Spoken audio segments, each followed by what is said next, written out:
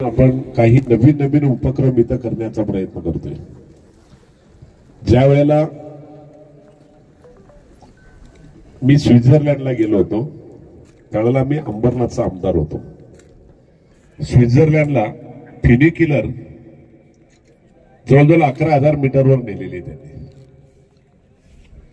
मला फ्युनिक्युलर मध्ये बसलो, आम्ही 54 आमदार होतो। त्या आमदारांना हे सगळे चर्चा करत असताना मला मलंगडला रोपवे करायचा होता।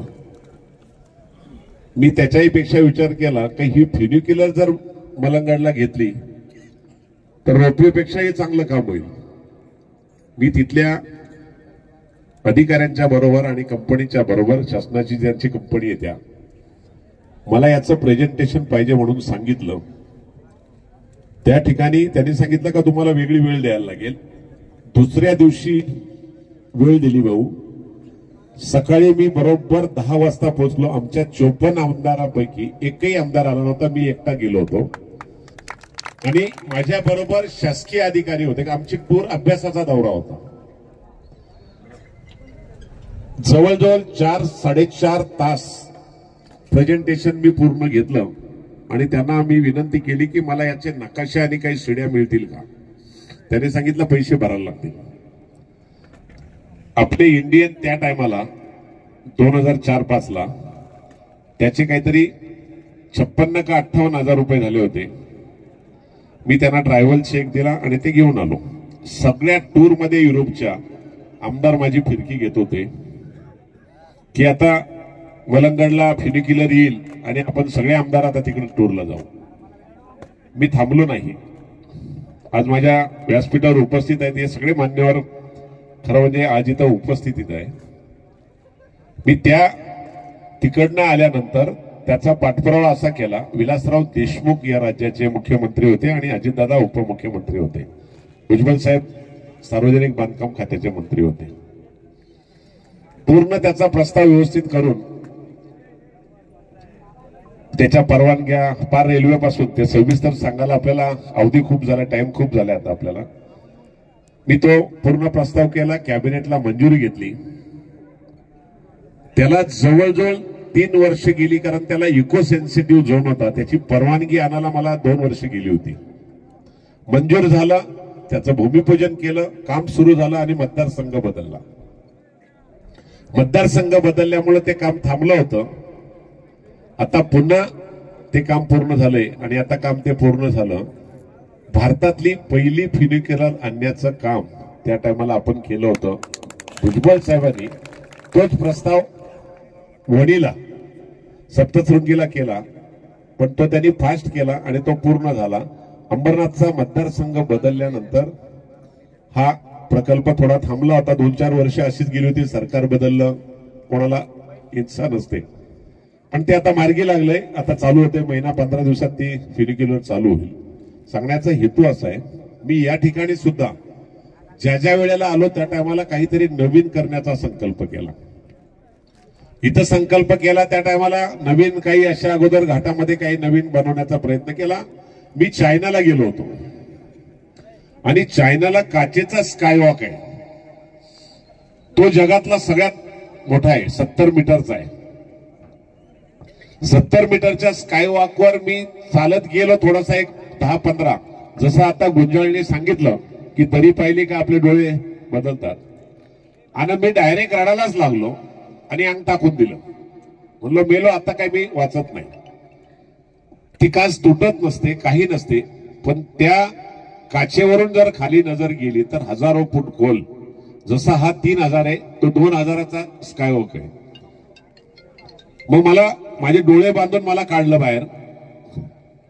त्यानंतर माझ्या हे मनात आलं, मी इकडचा आमदार झाल्यावर, की चायनासारखं जर मालशेरला आपण जर घेतलं तर काय होईल। आणि त्याची सुरुवात जिल्हा नियोजन मंडळामधून सुरुवात केली।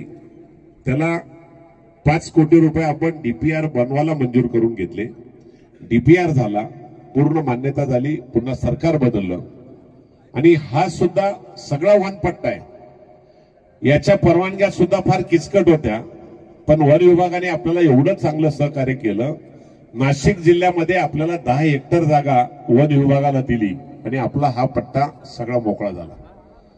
त्याचा फायदा आज असा होऊन जातोय, एक काचेचा स्कायवॉक हा बऱ्याच जणांना वाटला होता आता होईल का. खाली बातम्या झाल्या, बऱ्याच आमच्या पत्रकारांनी पण बातम्या टाकल्या होत्या, पवारांनी नव्हती टाकली, की हे फक्त चॉकलेट होतं. खरं म्हणजे चॉकलेट खाण्यासारखं असते, ते खायची सवय पाहिजे त्याला. चॉकलेट नाही, खऱ्या अर्थाने आपण क्रीम आणलं होतं आणि ते क्रीम अंमलात येतंय. चायनाचं 70 मीटरचं आहे, आपलं जवळजवळ 125 ते 30 मीटरचं आहे. म्हणजे जगातलं सगळ्यात मोठं काचेचा स्कायवॉक जर होईल तर तो आपल्या मालशेजचा होतोय.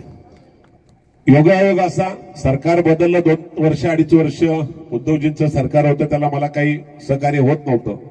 अजितदादांनी, देवेंद्र फडणवीस आणि गिरीश महाजन आणि मुख्यमंत्री आपले एकनाथ शिंदे साहेब यांनी त्याला दिशा देण्याचा प्रयत्न केला. नागपूरच्या अधिवेशनमध्ये 366 कोटीला आपल्याला त्याला मान्यता दिली आणि ती गती आता वाढायला सुरुवात झालेली आहे. पण त्याच्या सगळ्या परवानग्या सुद्धा, एजन्सी सुद्धा आपण त्या पद्धतीने बांधण्याचा प्रयत्न करतोय. त्याला एजन्सी सुद्धा त्याच पद्धतीने पाहिजे. हे सगळं जर विचार केला तर या दगडाचा सुद्धा पूर्ण चेक केलेले डीपीआर बनवताना. मगाशी मी गुंजाळला सांगितलं की दगड खूप चांगला, त्यांनी सांगितलं, त्यावेळेला मी सांगितलं हो, कारण काचेचा स्कायवॉक करताना सुद्धा या दगडाच्या टेस्ट झालेल्या आहेत आणि ते काम मार्गी लागेल. आणि मला विश्वास आहे हे काचेचा स्कायवॉक, शिप लाईन, अजूनही दुसरे आहेत. या बाजूला एक मंदिर आहे, कुठले देवीचा डोंगर येतो, हरिश्चंद्रगड ना, हरिश्चंद्रगडावर सुद्धा आपला प्रस्ताव आहे, तो रोपवेचा करतोय आपण. माझा काचेचा स्कायवॉक झाला की हरिश्चंद्रगडावर 1 दिवस जाणार आहे मी आणि तो मंजूर होईल, काही काळजी करायची गरज नाही.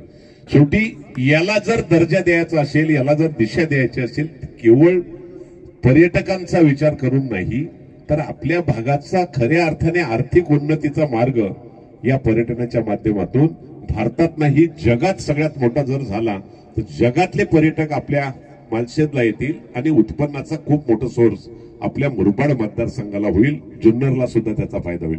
एक वेगळ्या विचारातून कुठेतरी असं केलं पाहिजे. आणि म्हणून या झीप लाईनचं स्वागत करताना मला हिरवे साहेबांची, रिटायर झाले ते फॉरेस्टमध्ये सबडीएफ होते, त्यांनी त्या टायमाला मला 75 लाखाचा डीपीआर बनवून दिला होता.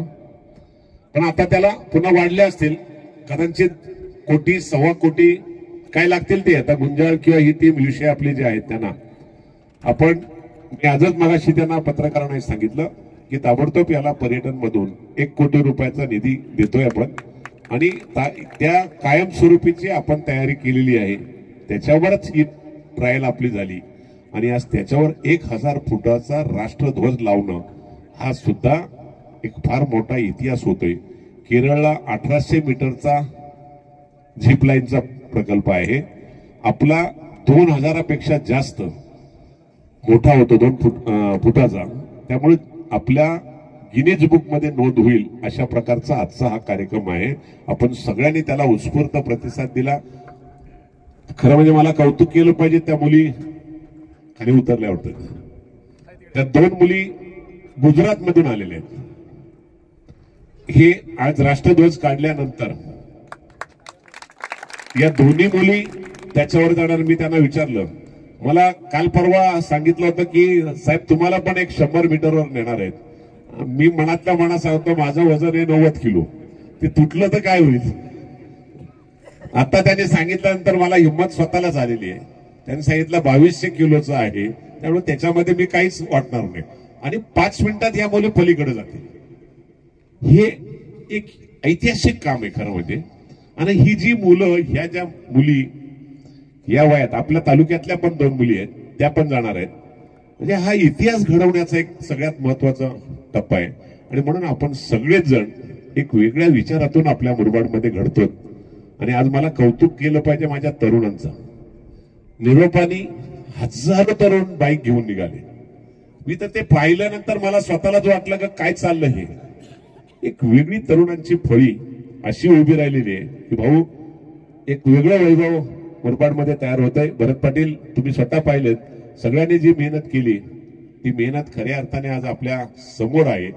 भविष्य केवळ इथं थांबणार नाही. आपण खूप मोठ्या प्रमाणात अजितदादांनी त्याच्यात सुधारणा अशा केल्यात. बाजूला असलेला डॅम त्याचं सुद्धा या पर्यटनामध्ये वेगळा डीपीआर बनवायला सांगितलंय.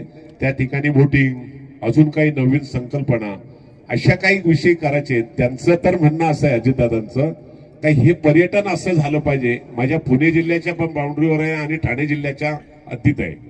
त्यामुळे पुण्याचं सुद्धा एक वैभव त्या पद्धतीने होईल असं त्यांचं स्वतःचं मत असल्यामुळं 100% निधीला काही अडचण नाही. निधी मिळेल, प्रकल्प होईल, अवधी लागेल. तो थोडासा आपल्याला किचकट काम असल्यामुळं आणि म्हणून प्रयत्न आहे का जेवढा घाईघाईने आपण मंजुऱ्या घेतल्यात, आता पुढे सरकण्याचा टप्पा आपल्याला आलेला आहे. तो यशस्वी होईल अशा प्रकारचा तुम्हाला सगळ्यांना विश्वास देतो. अजूनही काही संकल्पना आहेत त्या नवीन नवीन अशा कधीतरी एखाद्या 1 मेला आम्ही नवीन काहीतरी, मला सुहास मोरेंनी सांगितलं काहीतरी नवीन करायचे. कुठे आहे ना? हा म्हणलं बघू ठरवू. त्यामुळे थोडासा वेगळ्या पद्धतीने एक तालुका आपला बदलला पाहिजे.